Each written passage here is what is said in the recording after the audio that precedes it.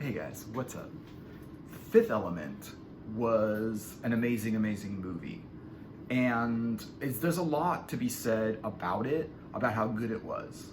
And the first thing that really kind of struck me about like how good this movie was the fact that Mobius did the art for the movie, which is really amazing considering that the movie was a lot of people said that the movie took its artwork and storyline from The Inkle, which is also a book that Mobius did with Jodorowsky.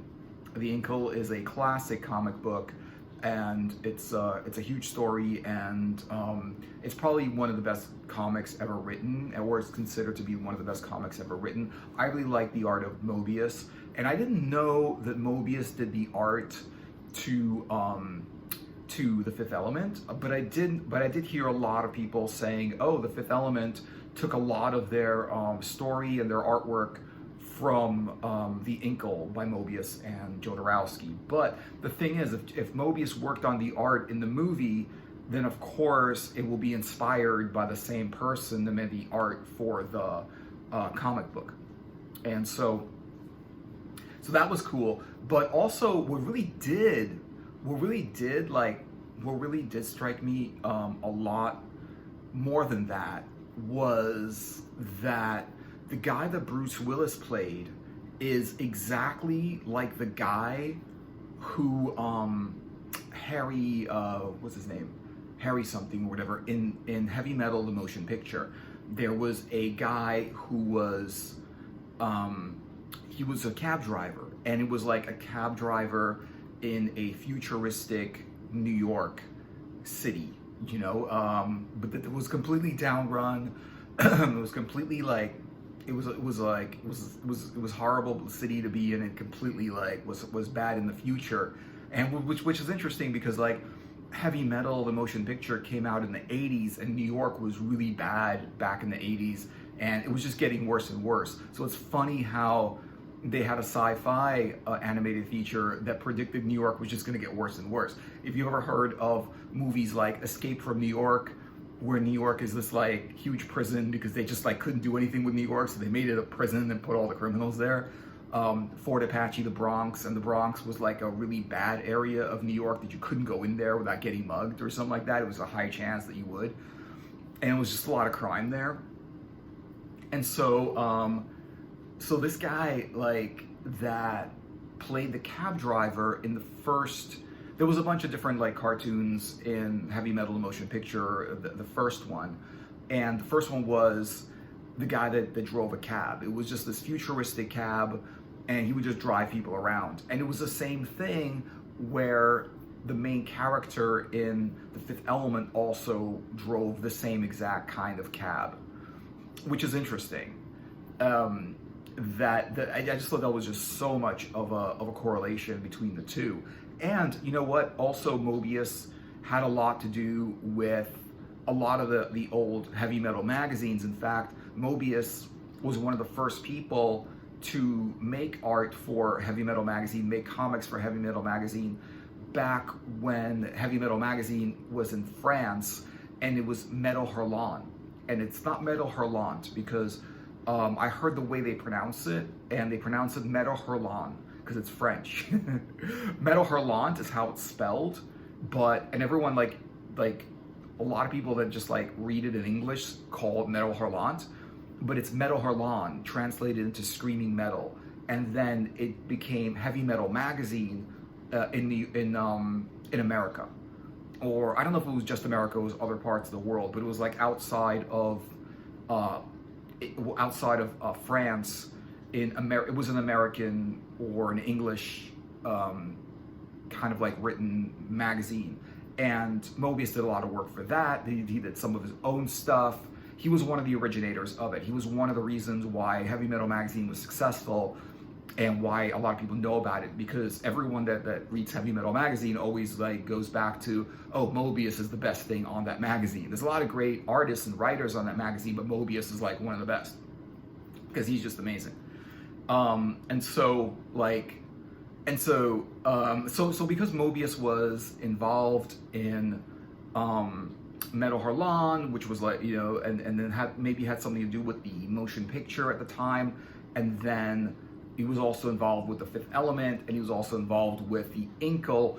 It's just because, like, I can understand why a lot of the stuff in Fifth Element was inspired by the Inkle, because a lot of the futuristic cityscape looking stuff was inspired by the Inkle, but I think that's the only thing that was really inspired by the Inkle. Outside of the weirdness of, outside of the whole heavy metal, the motion picture kind of, or heavy metal-esque idea where they had like a very strong female hero. And Heavy Metal magazine had also, in the motion picture, had a very strong female hero, which also saved the world. And she was Tarna, the Tarnakian, and she also like saved the world. And she also like pretty much wore nothing through the whole, she just had like a bikini and like boots and like a sword, like a bikini, some boots and a sword, like long like knee-high boots, like over the knee-high boots, and a sword. And same thing with this one, where Lilu was wearing that little skimpy kind of like dress that was just like, I don't even know, it wasn't even like a whole piece of clothing. It was just like the skimpy thing that she was wearing.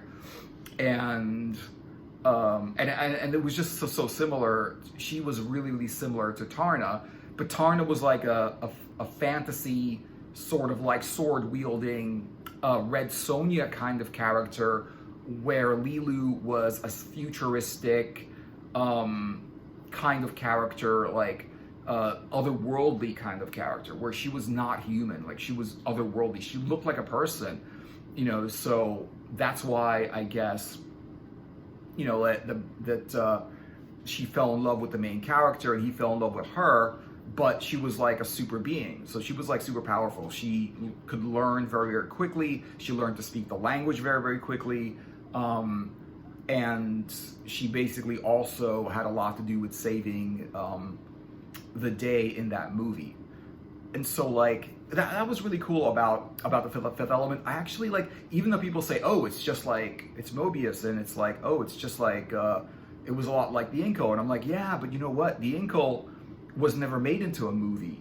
And if you like make the Inkle into a movie and change it around a little bit, to make it, like, to put Bruce Willis in it and make it a cool movie, because maybe like the Inkle like directly wouldn't make a great movie. Maybe you had to like just use elements of the Inkle and just use that to inspire a movie, because like we don't need an Inkle movie. Like we could, it'd be great if they made a great Inkle movie, but even better than an Inkle movie would be an Inkle sort of like animated movie, like an animated motion picture, because I like the fact that the Inkle is a comic book. I like that it's animated, and I think it would work really well as an animated movie. But any movie that's inspired by the Inkle is like good enough, because it's gonna get, the inspiration is what matters in a movie, not like copying the scenes or a lot of the things that happen or the characters. Those things, when you do them in a movie and you just copy, you just retell the story in a different way, it can work sometimes, but other times it doesn't have, what it really needs is the inspiration. It doesn't have to be a copy of what's already been done, but something inspired by that and given new vision, I think is what the Fifth Element was about. It was like the Inkle reimagined, Mobius's artwork reimagined to put it into a movie. The whole world of the Inkle, yeah, it was similar, like a similar kind of world, and it was also similar in that it was absurd a little bit. Like the movie was absurd, and so was the comic book. There was a lot of absurdity in it, and it was humorous. It was like sort of, it wasn't just like, it didn't, even though it was like a serious story, it didn't take itself seriously. It was a lighthearted story, and so was the Fifth Element. The Fifth Element was a lighthearted story. With all those aliens with the guns, and the evil like villain guy with like the hair on one side, that was selling the guns to those people, to those monsters or whatever they were. It was just like a lot of absurdity. Like the guy with the weird hairdo with the thing. It was just an absurd story, and everyone still remembers like Lilu going multipass. You know, that's like the thing that like everyone remembers from the movie was the multipass like scene. But the thing is, what's interesting is that like Lilu saying multipass in that was like the only English she used in the whole movie. The rest of it was she was talking her own language, which is some like historic language that hasn't been around for a very, very long time. And it was interesting. It was a lot of like history coming together with the future of humanity. And it was also funny that like a lot of the things in the future were like the same as they are now, except the technology is different. Like cabs and but they were flying cabs. You can get points off on your cab, you know, like if you like you got a ticket, that was there. You know, the president was like an idiot, that was there, you know. And so, you know, it was like it was funny, but it was like they were being attacked by this outside force. You know, the whole story was like, hey, you know, the Earth is under attack. They were being attacked by this outside force, this thing in space that was coming to get the Earth. And, you know, like the military tried to scramble to see what they can do, and there was nothing they can do but except to awaken this being that had the power to actually stop this force from destroying the world. It was just such a complicated plot that, you know, I'm like unsure exactly, like, you know, I guess they explained this in the movie, but I did just see the movie once or twice at the most. I think I saw it the second time or something, at the most twice, right? And I'm still like not sure like why, who was really attacking. I mean, they explained it and everything like that, but like who was attacking the planet, why Lilu was important in getting rid of that attacker. It was just weird. I mean, it's sort of like, you know, it's sort of like when the whales were attacking the planet because in the future, because there was a movie about that the whales, humpback whales, were attacking the planet because they tried to communicate with the whales on Earth that they put there. And in the future, the whales were extinct because they were hunted to extinction. And when they found out that the whales weren't there, they wanted to attack the world. They wanted to attack the Earth. So there was no, like, they didn't get a back signal. So they thought like that the people of Earth like destroyed all of the whales, which was their people. So they were going to attack the Earth because they had like superior technology and destroy the Earth. So they had to get whales from the past into the future and put them in the water so the whale could communicate with the spaceship and tell them to stand down and not like attack the world. So that was an interesting, like, you know, that was in a Star Trek movie actually, but and it's kind of, I mean, it's kind of weird, but so was like, but the thing is, what's cool is when you get Mobius, and I know also Jodorowsky's like this also, but when specifically Mobius, because he worked on this movie, things that are weird become super cool. Like, they're weird, but they're acceptable and they're super cool. You know, like Mobius makes things weird and super cool. Like his designs are weird, his characters can be weird.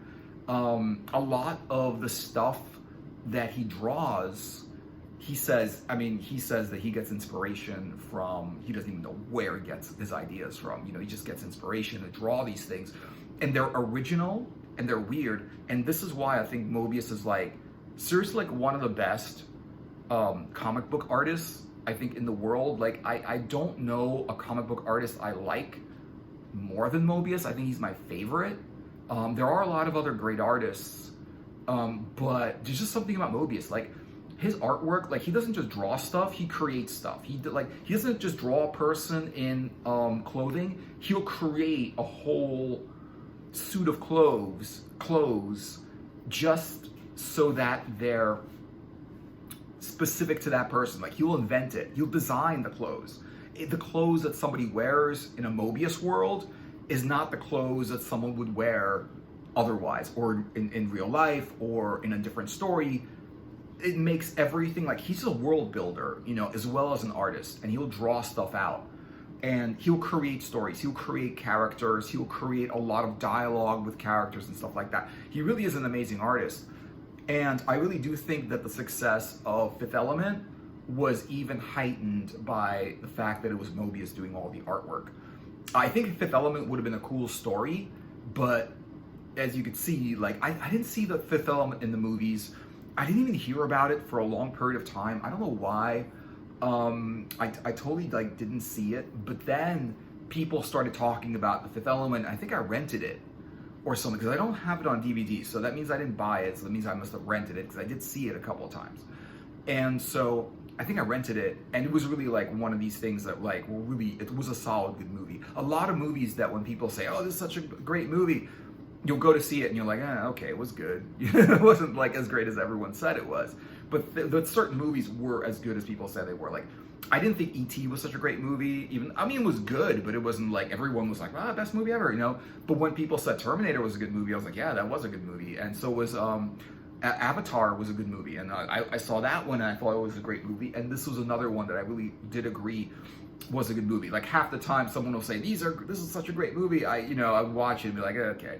The thing is, like, when people say that, it's like your expectations for the movie is like so high that if it doesn't meet high expectations, you're like, it's not as good as I thought it was gonna be. I thought I was gonna see this amazing thing, you know. But you know, it's your expectations are like, it's better when you don't have expectations for a movie and then you go see it and then you're like, oh, okay. Like, for like Conan the Barbarian, I had no expectations that was going to be good. I thought that was going to be such a B movie, that Arnold Schwarzenegger was going to be a B actor, and blam, it was a real movie. Like, they took it seriously. They spent millions of dollars on it. They did their own stunts. They made real sword fights. I mean, it was just a great movie.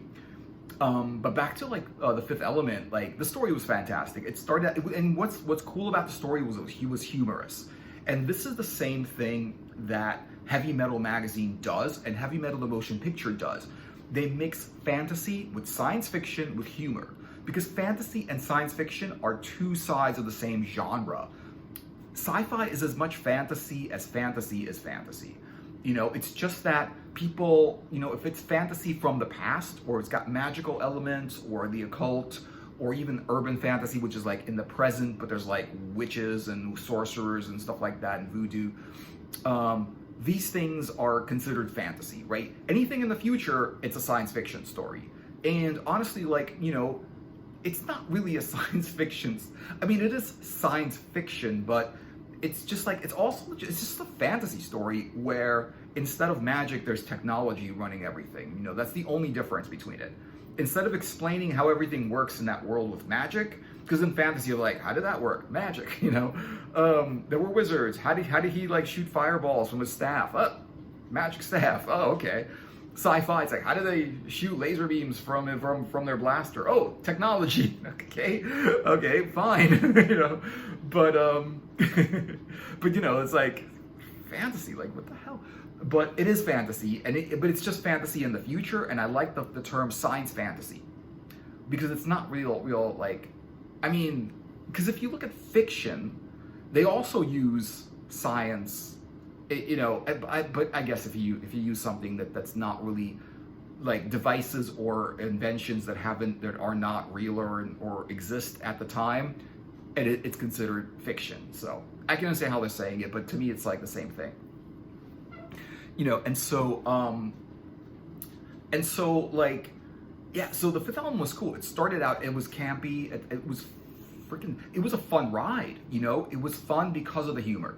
The whole multipass was, like, humorous, you know, she's like, I got a multipass, you know, like, that was humorous. The guy with Bruce Willis, like, he couldn't be a cab driver because he got too many tickets. That was humorous. They made it funny. Like, the whole thing where he had to hide people in his room in the refrigerator and then forgot they were in there, and they opened the door and they were like frozen in there. It was a lot of humor, and I love how they mixed it with a real adventure, sci-fi, futuristic story. the world was in danger. There were evil people in very, very big places, like the guy at the Zorn, right? The Zorn Corporation, whatever it was. Zorn was like, he was a villain. The aliens that he was selling these futuristic weapons to that he didn't get. He was trying to get these stones that he didn't get. They were after these stones. And the stones, that was the fantasy part of it. The stones was fantasy. Lilu was fantasy because they just, she came out of nowhere. She just came out of nowhere, basically. They just fabricated her. And the stones came and the stones were magic. And what's interesting about this is the thing about magic sci-fi. When things are sufficiently sci-fi, it's almost magic, because like the stones I'm sure they had some science behind why they worked the way they worked, but because like one was air and one was fire and whatever, they were just so mysterious that even though there might have been an explanation of why they worked, like no one really understood it, and people treated it like it was magic. With the stones, the robots that were like bumping around, and I always thought when I saw that the robots looked silly and they were kind of bumpy and they were kind of bumping around, the robots in the cave where the door slammed, the cave door slammed, and they were stuck inside, those robots. I thought they were weird and clunky until later on I heard, Mobius designed them. I was like, oh, okay, wow, okay, I see why they look the way they looked, because it's a Mobius design. And I just didn't think Mobius was working on that movie, and I didn't think Mobius was working on any movie. And that's why I was kind of I wasn't surprised to hear. I mean, I didn't know that he was working on the movie, but I wasn't surprised to hear that he was working on the movie, because like when you look back at the designs and the outfits and a lot of the CGI even, and how the futuristic city was very, very Mobius. Like he's been doing this kind of world building for a while, and finally he made a movie out of it. I really do think that Fifth Element is a Mobius, as well as a Heavy Metal Magazine inspired movie, and Mobius and Heavy Metal Magazine is like the same thing. And so that was cool, and then it became, and it was like funny at the beginning, and then all of a sudden, like little by little, things became like, it became more of an action film. Like it was more of like action adventure film. When they got onto the spaceship and they were being attacked by those aliens, right? They were trying to like destroy the spaceship and whatever. It all of a sudden went from humorous, kind of weird, like good movie, but a little bit weird and humorous and campy, but in a good way. All of a sudden into an action film. The world is about to be destroyed by this thing, and they're trying to stop it. They're trying to shoot like nukes at it or whatever it was, and the only thing that could stop it was Lilu and those 4 stones that they put in, in front of that cave in the desert somewhere, and that was the only thing that could stop it. And no one knew how, or no one knew how to use the stones, but Lilu knew how to use them, and she couldn't, because like she got like sort of like, I think she got hurt somewhere in the movie, and so she wasn't really like conscious enough to help them figure out, how do I use these stones to stop this thing from destroying the earth, right? And so like the only one thing that they had to rely on, which was Lilu, she was not like functioning, like she wasn't able to function to save the world, so they had to do it themselves. The whole thing where, she'll do it, she'll save us, and then like she can't, and it's like, oh shit, we gotta save the world ourselves and figure out how to do it. And they have to sit there and like figure out, how the hell do we do these stones, and what are we supposed to do with this, and how is it gonna do anything? That was cool, because it was this weird puzzle, was like, and they figured it out, and they saved the earth that way, and it was amazing. And the whole action scene on the spaceship was amazing. A lot of people liked also the blue woman with the weird tentacles coming out of those weird hoses coming out of her head, like that blue woman doing the opera scene, which I thought was good, but a lot of people really, really liked that opera scene. They really liked that, the whole singing, they really liked the song, and people were listening to that song even after the movie was over. A lot of people liked that song and stuff like that. So, and so it became like this, like, first it was like, well, it was like campy, funny, they were just putting the story together. he won this thing, and it was like staged and whatever, and he won this trip to this planet and on a spaceship, and then the spaceship was being attacked, and this thing was coming from space, and it became a Bruce Willis action flick. And I understand why they got Bruce Willis for this, because it became a Bruce Willis action flick. You know, it really was. It was Bruce Willis because it was going to be an action flick, but it didn't start to be an action flick, and you didn't take Bruce Willis seriously the whole first time, even though he was like ex-military, and that's why he was able to like defend that ship against those aliens, and he knew what he was doing, and that's why he saved that ship. But at first it was campy. He was a cab driver, and he was getting tickets, and he couldn't drive anymore, and you know, like all this weird, campy, funny stuff that was going on. It was like serious, but it was funny. And I love how like people, if you could take a really good movie with a serious plot and put a good proper amount of humor in it, it just makes the movie so much fun, because it doesn't take itself seriously, but at the same time there's a serious plot and a serious goal, and the movie is like based on serious things, but the people in the movie are not taking everything so seriously, because when you watch the movie, it's just a movie. And you know, like, it's cool when people take the movie seriously, like who are in the movie, but at the same time, it's just a movie, it's just a fun ride, you're just watching it. So obviously, like, you get something out of that. Why not put some humor for the audience to really enjoy the movie a little bit more, make things funny a little bit, but not, you know, not sway from the action in the story. So it was like, it was humorous, but at the same time there was a lot of action. Like Ghostbusters was like that, you know. You know, like, so it was a lot of action, and that was what was also cool. So if you like action, you had action in that movie. If you like sci-fi, you had sci-fi elements in that movie. If you like humor, it had some humorous parts of that movie. And there was a lot of things for a lot of people to really, really like, and I could understand why so many people really, really like this movie.